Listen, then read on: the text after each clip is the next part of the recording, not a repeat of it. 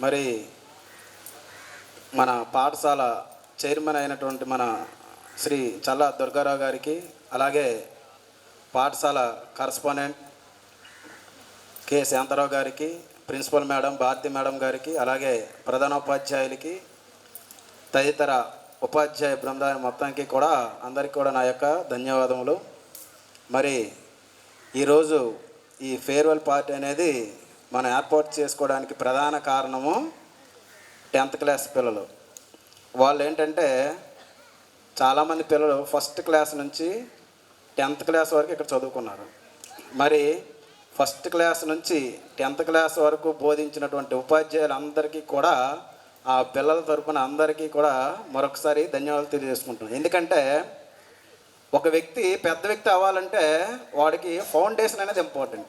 చిన్నప్పటి నుంచి కూడా అందరూ కూడా కేర్ తీసుకుంటేనే, మన చిన్నప్పుడు మొక్క నాటాం అనుకోండి, ఆ మొక్క నాటేసి అలా విడిచిపెట్టేశారు అనుకోండి, ఏమవుద్ది?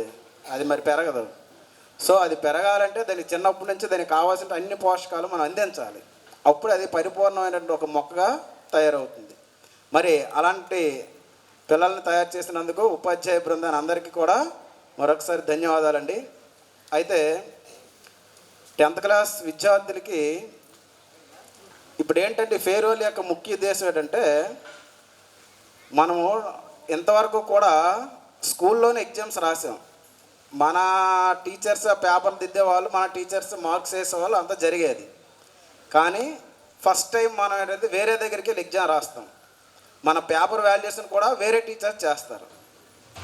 అందుకు ఈ 10th క్లాస్ పబ్లిక్ ఎగ్జామినేషన్ అనేది ప్రతి ఒక్క విద్యార్థిలోనూ కూడా మొదటి మెట్టు అన్నమాట.